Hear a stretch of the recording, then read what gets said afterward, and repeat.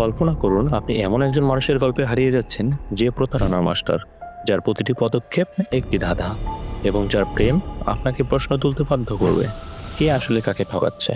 আজকে সিনেমার গল্পটি এমন একটি গল্প যেখানে প্রতারণা আর ভালোবাসা একে অপরের সাথে জড়িয়ে যায় এবং শেষ মুহূর্ত পর্যন্ত আপনি বুঝতেই পারবেন না কে জিতলো আর কে হারলো।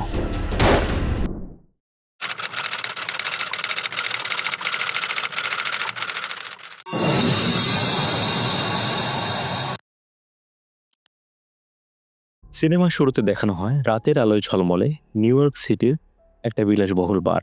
দরজায় ঢোকে জেস প্যারেট নামের একজন মেয়ে। সে যেমন সুন্দরী তেমনি স্মার্ট, আর আত্মবিশ্বাস যেন ওর অলংকার। জেসের চোখ আটকে যায় নিকি স্পারজন নামের এক পুরুষের দিকে, যে দেখতে অভিজাত, একটু গম্ভীর, কিন্তু চোখ অদ্ভুত আকর্ষণীয়। দুই চোখের খেলা থেকে শুরু হয় আলাপ।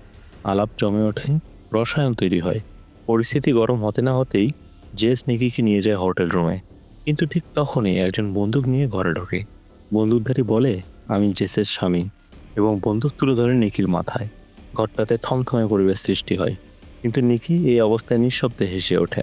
নিকি বলে, এটা হচ্ছে একটা সস্তা ঠকবাজি, আমার কাছে কোনো টাকা নেই, গুলি যদি করতে চাও করো। বন্দুকধারী থমকে যায়। সে ভাবে, এ লোক তো ভয় পাচ্ছে না, উল্টো তাকেই তো চ্যালেঞ্জ দিচ্ছে। তখন বন্দুকধারী বুঝে যায় নিকি আসলে তাদের থেকেও বড় ঠক, কারণ নিকি একজন মাস্টার কর্ন আর্টিস্ট। চুরি, প্রতারণা, বোকা বানানো সবই তার খেলার অংশ। এই পুরো পরিস্থিতিটা ছিল একটা পরীক্ষা। জেস আসলে নিকিকে ফাঁদে ফেলতে চেয়েছিল, কিন্তু নিকি সেই ফাঁদেই খুঁজে পেল এক প্রতিভা। বন্দুকধারী চলে যাওয়ার পর নিকি জেসকে বলল, তোমার মধ্যে একটা অসাধারণ প্রতিভা আছে, মানুষ ঠকাতে পারলে জীবনে আর কখনো কাজ করতে হবে না। এরপর নিকি জানালো, এটা নিকিদের পারিবারিক ব্যবসা, তার বাবা দাদা সবাই ঠক। এসব বলতে গিয়ে নিকির চোখে এক ধরনের অদ্ভুত আনন্দ খেলা করছিল। দুজনের এই কথার মাঝে নিকি হালকা হেসে বিনা শব্দে জেসের আঙ্গুলের আংটি খুলে নেয়। জেস কিছুই টের পায় না। চোখ নামাতেই দেখে জেসের হাতের ঘড়িটাও নেই। আর একটু পর জেসের পাশ থেকে উধাও হয়ে গেছে ওয়ালেট। জেস তখন বুঝতে পারে সে আসলে কার সাথে জড়িয়েছে। তাই জেস বলে বসলো, আমি তোমার কাছ থেকে শিখতে চাই। নিকি হেসে বলল, এই খেলায় জিততে চাইলে দরকার সঠিক টাইমিং, হাতের সাফাই আর একটু স্টাইল। এরপর নিকি জেসকে বিদায় জানিয়ে সেদিনের মতো চলে যায়। সিন শিফট হয়ে যায় নিউ অরলিন্সে। সেখানে নিকি নতুন একটা টিম করছিল। সেখানে জেস নিকিকে খুঁজে বের করে। তাদের দেখা হওয়াটা ছিল আসলে একটা পরীক্ষা, কারণ নিকিও দেখতে চেয়েছিল জেস তার টিমে যোগ দেওয়ার যোগ্য কিনা। জেস যখন রাজি হয়, নিকি তাকে তার টিমমেটের সঙ্গে একটা মেলায় পাঠায়। এটি ছিল জেসের প্রথম বাস্তব প্র্যাকটিস অ্যাসাইনমেন্ট। এক হাতে ম্যাপ ধরে জেস লোকজনকে রাস্তা জিজ্ঞাসা করতে থাকে। এদিকে তার পার্টনার চুপি চুপি এক ট্যুরিস্টের ক্যামেরার লেন্স চুরি করে নেয়। এবার জেসের মাঝে একটা আত্মবিশ্বাস আসতে শুরু করে। সে চপস্টিক ব্যবহার করে একটা মহিলার ব্যাগ থেকে ওয়ালেট বের করে নেয়। সব কিছু এত নিখুঁতভাবে হয় কেউ বুঝতেও পারে না। এদিকে নিকি উপরতলার একটা বিল্ডিং থেকে সবকিছু দেখছিল। নিকি তার টিমকে বলে, জেসকে এখন একা ছেড়ে দাও, এবার ওর নিজের পালা। এতে করে জেস কারো কোমরে রাখা টাকার ব্যাগ, কারো ঘড়ি, কারো বা হাতের আংটি, এভাবে অনেকগুলো চুরি করে। জেসের এই চুরির প্রতিভা দেখে নিকি মুগ্ধ হয়ে যায়। পরের বার জেস এবং নিকি তাদের টিম সহ একটা শপিং মলে যায় চুরি করতে। এতে নিকি কথা বলতে বলতে হঠাৎ জেসের ওপর চিৎকার করে কথা বলতে থাকে। সবার দৃষ্টি চলে যায় জেস আর নিকির দিকে। আর এই সুযোগে তাদের টিমের অন্যান্য সদস্যরা শপিং মলে থাকা বাকি লোকদের ব্যাগগুলো চুরি করে নেয়। পরবর্তী সিনে নিকি জেসকে দেখায় কিভাবে বিশেষ লেন্স ব্যবহার করে তার দলের বাকি সদস্যরা কার্ড গেমে অন্য প্লেয়ারদের কার্ড দেখে ফেলত, তারপর প্রতিপক্ষদের হারিয়ে দিত সহজেই। আরও কিছু চমকপ্রদ কাজ নিকি জেসকে দেখায়। একটা বারে ওয়েটারের সহযোগিতায় কাস্টমারের ক্রেডিট কার্ড চুরি করে কার্ডটিকে নিকির এক সঙ্গীর কাছে পাঠিয়ে দেওয়া হতো। সেখানে একটা ডিভাইস দিয়ে কার্ডের ডেটা কপি করে কার্ডটিকে আবার সেই কাস্টমারের পকেটে ফিরিয়ে দেওয়া হতো। আর বারের কাস্টমাররা বুঝতেই পারতো না অ্যাকাউন্টের সমস্ত টাকা ফাঁকা হয়ে গেছে। নিকি জেসকে আরও দেখায় কিভাবে ভুয়া এটিএম মেশিন ব্যবহার করে তারা প্রতারণা করে। যে মেশিনে পিন দিত কাস্টমার, সেটা অটোমেটিক সেভ হয়ে যেত। পরে নিকির বন্ধু ফরহাদ এসে ওই মেশিন খুলে নিয়ে যেত। তারপর সব তথ্য চুরি করা কার্ডগুলো দিয়ে তারা লাক্সারি আইটেম কিনত, আর পরে সেই কার্ডগুলোর ডেটা বিক্রি করতো ব্ল্যাক মার্কেটে। একদিন জেস একটা সুন্দর নেকলেস দেখে আর সেটা পরতে চায়, কিন্তু নিকি তাকে কঠোরভাবে বলে, যা চুরি করা হয়েছে তা নিজের কাছে রাখা যাবে না, সব বিক্রি করতে হবে, ব্যক্তিগত কিছু রাখা যাবে না। জেস এই ধরনের উচ্চ পর্যায়ের ঠকবাজি তার জীবনে প্রথমবার দেখছিল। চুরি করা জিনিসের এক বিশাল পাহাড়ের সামনে দাঁড়িয়ে থাকা, এটাই ছিল জেসের জীবনের এক অন্যরকম অনুভূতি। পরদিন সকালে নিকি জেসকে নিয়ে যায় ফুটবল স্টেডিয়ামের এক ভিআইপি লাউঞ্জে। ম্যাচ চলছিল, কিন্তু নিকির মন খেলার দিকে নেয়, বরং চারপাশের দর্শকদের দিকে ছিল। সে দেখতে পেল একটা সুন্দরী মেয়ে উঠে দাঁড়াচ্ছে এবং গ্যালারি থেকে বেরিয়ে যাচ্ছে। ঠিক তখনই তার মাথায় একটা পাগলামি ভরা আইডিয়া আসে। সে মজা করে জেসের সাথে একটা ছোট্ট বাজি ধরে বলে, চলো দেখি এই মেয়েকে দেখে কতজন লোক ঘুরে তাকায়। গ্যালারিতে তাদের সাথে বসে থাকা লাইভিয়ান নামের এক লোক বলে, আমিও এই বাজিতে অংশ নিতে চাই। নিকি তাতে রাজি হয়ে যায়। সবাই মজা করে $10 বাজি ধরে এবং কাউন্ট করা শুরু করে। যখন মেয়েটি পুরোপুরিভাবে গ্যালারি ছাড়লো, তখন হিসাব করে দেখা গেল 7 জন লোক মেয়েটার দিকে ফিরে তাকিয়েছে। এই বাজিতে সবচেয়ে কাছাকাছি সংখ্যা অনুমান করেছিল জেস, তাই সে বাজি জিতে যায়। লাইভিয়ান কোনো দ্বিধা না করে টাকাটা তাকে দিয়ে দেয়। এরপর লাইভিয়ান বলে, চলো এবার নতুন রাউন্ড শুরু করা যাক। এইবার বাজির প্রশ্ন ছিল, পরবর্তী ফাউল কে করবে। জেস বলে, আমি এই খেলা অতটা বুঝি না। কিন্তু নিকি তৎক্ষণাৎ বাজিতে লাফিয়ে পড়ে। সে বাজি ধরে $1000।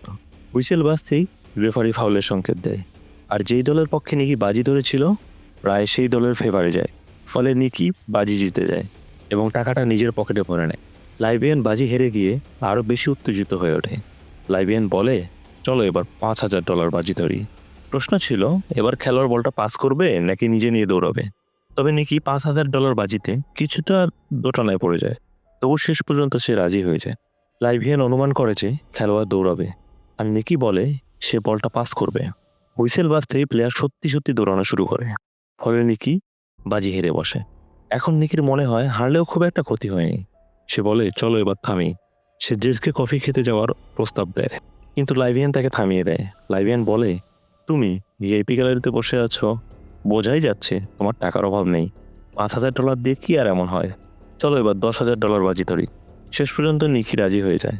এইবার বাজির প্রশ্ন ছিল, খেলোয়াড় পরবর্তী পাস দিতে সফল হবে কিনা। নিকি অনুমান করে হ্যাঁ, খেলোয়াড় পাস দেবে এবং সফল হবে। কিন্তু দেখা যায় বিপরীত দল মাঝপথেই পাঁচটা কেটে দেয়। এখন নিকি আরও $10,000 হারালো। সে এই নিয়ে মোট $15,000 হেরে গেল। নিকি এবার টাকা বের করতে একটু চিন্তায় পড়ে যায়। নিকি কিছুক্ষণ ভেবে লাইভিয়ানকে বলে, চলো এবার $50,000 বাজি ধরি। এটা শুনে জেস চমকে ওঠে, কিন্তু নিকির চোখে মুখে তখন রাগ স্পষ্ট। তখন ভাগ্য তার সঙ্গ দিচ্ছিল না। সেই বাজিটিও নিকি হেরে যায়। ফলে আরও $50,000 তাকে হারাতে হয়। এখন জেস তাকে জোর করে বলে, তুমি এখানেই থামো। কিন্তু নিকির রাগ আর ইগো তার জেদ বাড়িয়ে দেয়। সে কোনো চিন্তা না করে বাজি ধরতে চায় $1,00,000। লাইভিয়ান হাসতে হাসতে বলে, তোমার কাছে এত টাকা আছে নাকি। নিকি কোনো কথা না বলেই পুরো এক বান্ডিল টাকা ছুড়ে দেয় টেবিলের ওপর। এবার লাইভিয়ানও রোমাঞ্চিত হয়ে পড়ে। নিকি বাজি ধরে পরের বার 5টা ইন্টারসেপ্ট হবে, কিন্তু 5টা ইন্টারসেপ্ট হয়নি। 5টা সফল হয়। ফলে নিকি আবার হেরে যায়। এখন নিকি তো লাখ লাখ ডলার খুইয়ে ফেলেছে। সে আর বুঝে উঠতে পারছিল না কিভাবে এই গর্ত থেকে বের হতে পারবে। জেসু তার এমন ব্যবহার দেখে অবাক হয়ে গিয়েছিল। কিন্তু এখন তো খেলা এমন জায়গায় পৌঁছে গেছে যেখান থেকে আর বের হওয়া সম্ভব না। নিকি বলে, আমার কাছে বাকি আছে $10,00,000। চলো এবার বাজি ধরি, কে জিতবে। এবার ফয়সালা হবে কার্ড দিয়ে। লাইভিয়ান তখন পরপর জিতেই চলেছিল। এবার তো সে উল্লাসে পাগল হয়ে উঠল। সে ভাবছিল নিকি হচ্ছে তার এটিএম মেশিন। এবারের খেলার নিয়ম হলো, লাইভিয়ান যে কার্ড তুলবে তার ভ্যালুর চেয়ে নিকির কার্ডের ভ্যালু বেশি হতে হবে। তো শর্ত অনুযায়ী লাইভিয়ান একটা কার্ড তোলে, তার ভ্যালু 5। এখন নিকিকে তুলতে হবে 5-এর চেয়ে বড় একটি কার্ড। জেতার ভালো সুযোগ ছিল নিকির। নিকি আত্মবিশ্বাস নিয়ে কার্ড তোলে আর কার্ডটা ঘুরিয়ে দেয়, কিন্তু তার কার্ডের ভ্যালু ছিল 3। এটা দেখি জেস চেয়ার থেকে পড়ে যায়। খেলার শুরুতে নিকি মাত্র $5,000 বাজি ধরতে চেয়েছিল, কিন্তু এই পর্যন্ত এসে সে হারিয়ে ফেলেছে 10 লাখেরও বেশি। এই লজ্জাজনক হারের পর তার মুখে আর কিছুই বলার ছিল না। সে ভীষণ মন খারাপ করেছিল, তাই চুপচাপ জেসের হাত ধরে স্টেডিয়াম থেকে বের হয়ে যাওয়ার চেষ্টা করে। কিন্তু লাইভিয়ান তখনও তাকে রাগানোর চেষ্টা করে। লাইভিয়ান বলে, ওস্তাদের সাথে খেলতে এলে এমনটাই হয়। এ কথা শুনে নিকি থেমে যায়। কোনো কিছু না ভেবে নিকি আবার বাজি ধরতে চায় $20,00,000। তবে এবারের আইডিয়া ছিল একদম নতুন।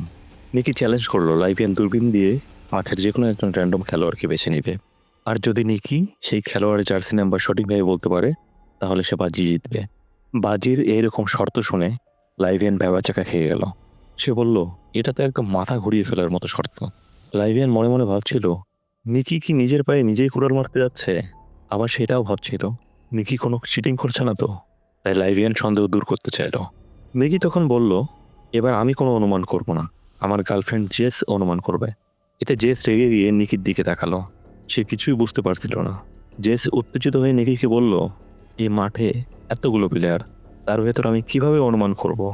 এই কথা বলে জেস সেখান থেকে চলে যেতে চাইল, কিন্তু লাইভিয়ানের দেহরক্ষী তাকে থামিয়ে দিল। তাদের মাঝে হালকা ধাক্কাধাক্কিও হয়। এরপর জেস একটু শান্ত হলে নিকি তাকে বলল, মাঠের চারদিকটা ভালো করে দেখো, যেটা তোমার নিজের মনে হয় সেই নাম্বারটাই বলো। এদিকে ততক্ষণে লাইভিয়ান দূরবীন তুলে একজন প্লেয়ার বেছে নেয়। তারপর জেস দূরবীন দিয়ে পুরো মাঠে স্ক্যান করে। সব প্লেয়ারদের যাচ্ছি নাম্বার দেখা যাচ্ছিল, কিন্তু কোনটা যে বলবে বুঝতে পারছিল না। তখন হঠাৎ সে দেখতে পেল এক পরিচিত মুখ, নিকির বন্ধু ফরহাদ। ফরহাদ 55 নাম্বার জার্সি পরেছিল। ঠিক তখনই জেসের মনে পড়ে যায় নিকির কথা, যেটা তোমার নিজের মনে হয় সেটাই বলো। আর জেসও বুঝতে পারে সব কিছু ছিল নিকির প্ল্যানের অংশ। জেস বলে, জার্সি নাম্বার 55, আর সেটাই ছিল সঠিক উত্তর। লাইভিয়ান হতবাক হয়ে গেল, তার মুখ দিয়ে কোনো কথাই বের হচ্ছিল না। জেসও এক মুহূর্তের জন্য থমকে গেল। সে ভাবছে নিকি আগে থেকেই কিভাবে জানতো লাইভিয়ান ওই নাম্বারটাই বেছে নেবে। কিন্তু এইসব নিয়ে প্রশ্ন করার সময় তখন ছিল না। বাজি জিতে গেছে তারা। নিকি জিতে নিয়েছে পুরো $2 মিলিয়ন। সে তার সব হারানো টাকা ফিরে পেয়েছে। স্টেডিয়াম থেকে তারা দুটো বড় ব্যাগ ভর্তি ক্যাশ নিয়ে বের হয়ে যায়। গাড়িতে বসে নিকি জেসকে পুরো প্ল্যানটা খুলে বলতে শুরু করে। নিকি বলে, এই সব কিছু আমি আগেই প্ল্যান করেছিলাম। আমি অনেকদিন ধরে লাইভিয়ানকে ট্র্যাক করছিলাম, কারণ সে হাই সোসাইটির একজন প্যাথোলজিক্যাল গ্যাম্বলার, অর্থাৎ সে যে কোনো বাজিতে লাফিয়ে পড়ে। নিকির টিম মিলে পুরো প্ল্যান তৈরি করেছিল। লাইভিয়ান যে মুহূর্তে হোটেল থেকে বের হয়েছিল, তখন তার সাবকনসিয়াস মাইন্ডে ঢুকিয়ে দেওয়া হয় নাম্বার 55। সিকিউরিটি গার্ডের ব্যাজে লেখা ছিল 55, রাস্তার সাইনগুলোতে 55। তার গাড়ির গান প্লে লিস্টে এমন একটি গান চালানো হয়েছিল যেখানে 55 শব্দটি 124 বার বলা হয়। এভাবে প্রতিটি উপাদান ব্যবহার করে লাইভিয়ানের মাথায় গেঁথে দেওয়া হয় 55 নাম্বার। শুধু তাই নয়, তাকে দেখানো হয় ফরহাদের একটা ছবি, যাতে তার ভেতরে একটা ভিজুয়াল মেমোরি তৈরি হয়। যখন লাইভিয়ান মাঠ স্ক্যান করছিল, তার নিজের অজান্তেই চোখ চলে গিয়েছিল ফরহাদের দিকে। আর এদিকে জেস যেই না ফরহাদের মুখ দেখলো, সঙ্গে সঙ্গে বলতে পারলো 55। জেসকে আগে কিছুই বলা হয়নি, কারণ তার এক্সপ্রেশন যেন পুরোটা সময় ন্যাচারাল থাকে, আর কেউ যেন সন্দেহ না করে জেস এই প্ল্যানের কোনো অংশ। সব শুনে জেস একদম অভিভূত হয়ে যায় নিকির স্কিল দেখে। যেহেতু নিকি তাকে নিজের জীবনের এই গোপন জগৎ দেখাচ্ছে, তাই জেসের মনে হতে শুরু করে সেই নিকির গার্লফ্রেন্ড। সে ভাবতে শুরু করেছিল নিকি তাকে ভালোবাসে, তাই এত ভরসা করছে। কিন্তু বাস্তবতা ছিল ভিন্ন। নিকির কাছে এই বেটিং পর্ব ছিল বড় একটি ঠকানোর পরিকল্পনার অংশ মাত্র। সব কিছু শেষ হলে নিকি জেসকে শুধু $80,000 ক্যাশ দেয়, তারপর বাই বলে বিদায় নেয়। জেস তো পুরোদমে হতবাক হয়ে যায়, তার চোখে পানি চলে আসে। একদিকে জেস সত্যিকারে ভালোবাসা ফেলেছিল নিকিকে, অন্যদিকে তার মনে হচ্ছিল যে লোক $2 মিলিয়ন জিতল, সে তাকে দিল মাত্র 80,000। জেস বুঝে যায় নিকির জীবনে ভালোবাসার কোনো স্থান নেই, এবং এই মুহূর্তে জেস দেখতে পেল নিকির আসল রূপ। সিন চলে যায় 3 বছর পর একটা রেস কার সার্ভিস স্টেশনে। নিকি চুপ করে দাঁড়িয়ে, তার টর্চলে চোখ আর মলিন চেহারা দেখে স্পষ্ট বোঝা যায় টাকার গন্ধ ফুরিয়ে এসেছে। প্রতারণা করে উপার্জন করা টাকা একেবারে শেষ পর্যায়ে। দুপুরের লাঞ্চে তার দেখা হয় একজন রেসিং টিমের মালিক গেরিয়ার সাথে। গেরিয়া নতুন একটা প্রতারণা ফাঁদ পেতেছে, আর এই কাজে সে নিকির সাহায্য চায়। আসলে গেরিয়ার রিসার্চ টিম এক নতুন কার অ্যালগোরিদম EXR তৈরি করেছিল, যা রেস জেতার সম্ভাবনা অনেক বাড়িয়ে দেয়। নতুন এই প্রতারণার প্ল্যানটি ছিল একদম সোজা। নিকি অভিনয় করবে যেন সে গেরিয়ার রিসার্চ টিমের প্রধান ইঞ্জিনিয়ার। তারপর একদিন সবার সামনে গেরিয়ার সাথে ভয়ঙ্কর ঝগড়া করবে। প্রতিপক্ষ রেস টিম ভাববে ওরা সত্যিই ঝগড়া করছে। এরপর নিকি ভুয়া EXR সফটওয়্যার বিক্রি করবে প্রতিপক্ষদের কাছে, আর গেরিয়ার নিজের টিম ব্যবহার করবে আসল সফটওয়্যার। আর এভাবেই গেরিয়া রেসে জিতবে। এই কাজের জন্য গেরিয়া বলেছে নিকিকে €1 মিলিয়ন দিবে, সাথে প্রতিপক্ষের কাছে সফটওয়্যার বিক্রির যত আয় হবে সব নিকি। নিকি ভাবে সোজা কাজ, একটা ঠকবাজির খেলাই তো, এটা সে ঘুমের মধ্যেও করে ফেলতে পারবে। কিন্তু সমস্যা একটাই, গেরিয়া নিকিকে বিশ্বাস করতে পারছে না। সে সোজা হুমকি দেয়, যদি কোনো চিটিং করো তোমার বুকে গুলি ঢুকিয়ে দেবো। তো নিকি স্যুটবুট পরে চলে যায় পার্টিতে। তার প্ল্যান ছিল ভিড়ের মধ্যে গেরিয়ার সাথে ঝগড়া করে একটা নাটক করতে হবে। কিন্তু তার পুরো প্ল্যান ভেঙে পড়ে যখন লাল ড্রেস পরে সিঁড়ি বেয়ে নামে জেস। হাঁটতে হাঁটতে সে এগিয়ে আসে আর সরাসরি গেরিয়াকে জড়িয়ে ধরে। এটা দেখে নিকির তো মাথা ঘুরে যায়। সে 3 বছর ধরে জেসকে দেখেনি, আর এখন সে আছে অন্য কারোর সাথে, তাও আবার যে মানুষটা তাকে কাজের জন্য রেখেছে, অর্থাৎ গেরিয়া। জেস এগিয়ে এসে বলে, আমি এখন আর ঠকবাজ নই। 3 বছর আগে যা হয়েছিল এখন আর তাতে কিছু যায় আসে না। আর গেরিয়া কিছুই জানে না আমাদের পুরনো সম্পর্কের ব্যাপারে, তাই ভালো হয় এটা গোপন রাখলে। এই কথা শুনে নিকির ভেতরটা কেমন যেন ছ্যাদ করে ওঠে। সে একটা ভদকার গ্লাস তুলে নেয় এবং এক ডোকেই শেষ করে ফেলে। আগে নাটকের জন্য একটু রাগের অভিনয়ের দরকার ছিল, কিন্তু এখন তো সে বাস্তবেই পেয়ে গেছে রাগের কারণ। তারপর সে প্ল্যান অনুযায়ী গেরিয়ার সাথে বিশাল এক ঝগড়া বাঁধিয়ে ফেলে। তাদের এই ঝগড়া দেখে প্রতিদ্বন্দ্বী রেস টিমগুলো সুযোগ নেওয়ার চেষ্টা করে। তারা ভাবে এই দ্বন্দ্ব সত্যি, আর ঝগড়া বাঁধানোর কারণে গেরিয়ার লোক বুচার নিকিকে পার্টি থেকে বের করে দেয়। কিন্তু ততক্ষণে প্রতিপক্ষ টিমের বিজনেস কার্ড নিকির পকেটে। পরদিন সকালে নিকিকে দেখা করে ম্যাকলরেন রেসিং টিমের মালিকের সাথে। সে সরাসরি বলে, আমি EXR সিস্টেম বিক্রি করতে চাই, দাম 3 মিলিয়ন ইউরো। রেস টিমের ওনারের টাকার কোনো অভাব ছিল না। সে বিন্দুমাত্র দর কষাকষি না করে সরাসরি ট্রাকে টেস্ট করায়। টেস্টের রেজাল্ট দেখে মালিক তো স্তম্ভিত হয়ে যায়। নিকি তাকে নিশ্চিত করে 48 ঘন্টার মধ্যে সফটওয়্যার দেবে। অন্যদিকে রাস্তার ধারে জেসের দেখা হয় ফরহাদের সাথে। ফরহাদ ছিল নিকির পুরনো টিমমেট। সে এসে জেসকে বলে, 3 বছর আগে নিকির তোমাকে ছেড়ে যাওয়া ছাড়া কোনো উপায় ছিল না, তোমাকে সে এখনও ভালোবাসে। তারপর ফরহাদ জেসকে একটা ছোট বক্স দেয়। তার ভিতরে ছিল সেই নেকলেস যেটা 3 বছর আগে জেস খুব পছন্দ করেছিল। তবে এই নেকলেস সত্যি আসল কিনা তা অবশ্য কেউ জানতো না, কিন্তু তাতে কিছু যায় আসে না। নেকলেস দেখে জেসের মন গলে যায়। তার মুখে বের হয়ে আসে, আমি নিকির ওপর ভরসা করতে পারি না। কিন্তু তার চোখ বলছিল অন্য কথা। ওর চোখের ভাষা জানিয়ে দিচ্ছিল সে এখনও নিকির জন্য কিছু একটা অনুভব করে। অবশেষে এসে যায় চূড়ান্ত লেনদেনের দিন। নিকি সেই সফটওয়্যার দিয়ে দেয় ম্যাকলরেন টিমের লোককে। তার বদলে 3 মিলিয়ন ইউরো তার হাতে তুলে দেয় একজন তাগড়া লোক। কিন্তু নিকি তো নো রিস্ক নো ড্রামা এই নীতিতে চলে না। তার কাছে রিস্ক আর ড্রামা থাকবেই। সে যে কাজটা করে তা হলো একই ফেক সফটওয়্যারের কপি সব রেস টিমকেই বিক্রি করে দেয়। প্রতিটি হ্যান্ডশেকেই সে নিচ্ছে ক্যাশ। এভাবে সে কামায় মিলিয়ন মিলিয়ন ইউরো। রেসের দিন এসে গেলে ততক্ষণে সবাই টের পেয়ে যায় সব টিম পেয়েছে একই ফেক সিস্টেম। রাতের বেলায় নিকি পালিয়ে যাওয়ার সময় জেসকে একটি মেসেজ পাঠায়, যদি সময় আসে তাহলে তুমি কি আমার সাথে পালাবে। সে অপেক্ষা করতে থাকে, কিন্তু জেস আসে না। শেষ মুহূর্তে যখন নিকি জেসের আশ্বাস ছেড়ে হাঁটতে শুরু করে, ঠিক তখনই জেস আসে। কিন্তু একসঙ্গে পালানোর সময় আর ছিল না, কারণ গেরিয়াও ততক্ষণে জেনে গেছে নিকি ফেক না, সবার কাছে আসল সফটওয়্যারের কপি বিক্রি করেছে। আর গেরিয়া যে 1 মিলিয়ন ইউরো দিতে চেয়েছিল সেটা নিয়ে নিকি কোনো আগ্রহ দেখায় না। তখনই সামনে এসে দাঁড়ায় সেই শক্তপোক্ত তাগড়া লোক যিনি ম্যাকলরেনের টিম থেকে 3 মিলিয়ন ইউরো দিয়েছিল। আসলে সে ছিল গেরিয়ার লোক। সে তখন ইচ্ছে করে একবারে পুরো গিয়ারে নিকির গাড়িতে গিয়ে ধাক্কা দেয়। নিকি আর জেস মারাত্মক অ্যাক্সিডেন্টের পর ধরা পড়ে। তাদের বেঁধে ফেলা হয়, আর তাদের সামনে ফেলা হয় সব টাকার বান্ডিল। এরপর গেরিয়া আসে। সে একেবারে রাগে ফেটে পড়ে। গেরিয়া বলে, আমি এই প্রজেক্টে 40 মিলিয়ন ইউরো ইনভেস্ট করেছি, কিন্তু তুই সব নষ্ট করে দিয়েছিস। কিন্তু সবচেয়ে বড় সমস্যাটা হলো গেরিয়া বুঝতেই পারছে না নিকি কিভাবে আসল সফটওয়্যার চুরি করলো। নিকি কিছু বলতে না চাওয়ায় গেরিয়া তখন জেসের নাক চেপে ধরে। তার শ্বাস বন্ধ হয়ে আসছিল। এই দৃশ্য দেখে নিকি ভেঙে পড়ে। সে সব কিছু বলে দেয়। সে বলতে থাকে জেসের সাথে ভালোবাসায় নাটক করে তাকে যে নেকলেস দিয়েছিল তার ভেতরে লুকিয়ে ছিল স্পেশাল চিপ। এই চিপ দিয়ে গেরিয়ার ডিভাইস হ্যাক করে, তার পাসওয়ার্ড আর ফাইল চুরি করে নেয়। সব শুনে জেস ভেঙে পড়ে। তার চোখ দিয়ে পানি ঝরতে থাকে। কিন্তু গেরিয়া আর তার লোকেরা হেসে ওঠে। তাদের ভালো লাগে গল্পটা, কিন্তু তারা এই গল্পটা বিশ্বাস করে না। গেরিয়া বলে, জেস তো কখনো আমার গার্লফ্রেন্ড ছিলই না, সে আমার সঙ্গে ছিল শুধুমাত্র টাকার জন্য। জেসও স্বীকার করে সে গেরিয়ার দামি ঘড়ির কালেকশন চুরি করতে চেয়েছিল। কিন্তু নিকিকে পার্টিতে দেখার পর থেকে নিকিকে জেলাস ফিল করানোর জন্য গেরিয়ার সাথে ঘনিষ্ঠ হওয়ার অভিনয় করছিল। নিকি তো পুরোপুরি ভেবাচাকা খেয়ে যায়, কারণ নিকি ভেবেছিল জেস সত্যিই গেরিয়ার গার্লফ্রেন্ড। জেস আর নিকির মাঝে প্রেমালাপ দেখে গেরিয়া বিরক্ত হয়ে যায়। তাই গেরিয়া তার লোক বুচারকে নির্দেশ দেয় নিকির মুখ থেকে সফটওয়্যার চুরির রহস্য বের করতে। ঠিক তখনই বুচার ট্রিগার চেপে সরাসরি নিকির বুকে গুলি করে। এই পরিস্থিতি দেখে গেরিয়ার মুখ শুকিয়ে যায়। সে ভয় পায় আর ভাবে, টাকা তো আবার কামানো যাবে, কিন্তু যদি খুনের কেসে ধরা পড়ি তাহলে সব শেষ। তাই গেরিয়া সাথে সাথে বুচারকে জায়গাটা পরিষ্কার করে সেখান থেকে চলে যেতে বলে, আর নিজেও অন্যান্যদেরকে নিয়ে সেখান থেকে পালিয়ে যায়। জেস আর নিজেকে ধরে রাখতে পারে না, কাঁদতে থাকে। কিন্তু সবাই চলে যাওয়ার পর বুচার পেছন থেকে এসে বলে, চিন্তার কিছু নেই, আমি হলাম নিকির নিজের লোক, আর সত্যি বলতে আমি নিকির আসল বাবা। বুচার জানায় সে গুলি চালিয়েছিল হার্টের পাশ দিয়ে, যাতে সরাসরি হার্টে না লাগে। বুচার একটা টেপ দিয়ে নিকির রক্তপাত বন্ধ করে দেয়। সিরিজ দিয়ে চাপ দিয়ে বাতাস চলাচল ঠিক করে। এতে নিকি চোখ খুলে সে আবার বেঁচে ওঠে। জেস তো পুরাই হতবাক। তাহলে কি নিকি এতক্ষণ মৃত্যু নিয়েও নাটক করছিল? অন্যদিকে তাদের পিছনে পড়ে আছে টাকার বিশাল পাহাড়। তারা তিনজন ধীরে ধীরে সেখান থেকে বের হতে শুরু করে।